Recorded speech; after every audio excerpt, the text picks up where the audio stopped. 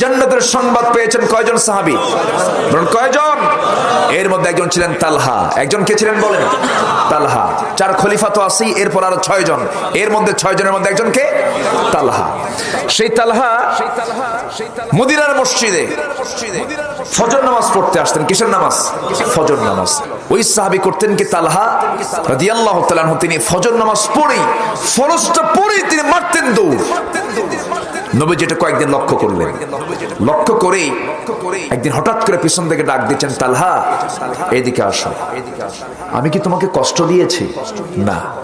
আমি কি তোমাকে কোনো ব্যথা দিয়েছি? না। তুমি আমার সামনে বসো না কেন? তুমি আমার সামনে দিকে তাড়াহুড়ো করে চলে যাও কেন? তালহা কেঁদে ফেললেন। তালহা কেঁদে ফেলে বলছেন, ইয়া রাসূলুল্লাহ, ইয়া হাবিবাল্লাহ, আল্লাহর নামের কসম করে বলি, আমার জানটা আমি আপনার জন্য কোরবান করে দিতে চাই।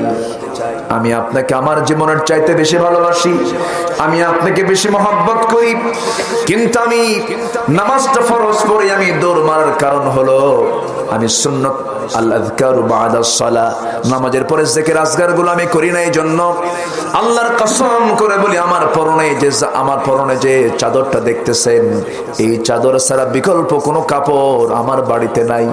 আমার বাড়িও নাই হুজুর, আমি একটা পাহাড়ি গুহার মধ্যে অবস্থান করি। হুজুর, আমি যদি আপনার পিছনে বসে বসে যদি সূর্যোদয় পর্যন্ত থেকে যাই, আমার পরে নামাজটা কাজা হয়ে যাবে। আমার পরে নামাজটা কাজা যেন না হয়, সেই জন্য আমি মসজিদ থেকে তাড়াহুড়ো করে বের হয়ে চলে যাই। এত প্রতিকূল পরিবেশেও তারা নামাজটা ছাড়েন নাই। সেই নামাজটা আমরা সুন্দর করবো, জোরে বলি ইনশাআল্লাহ।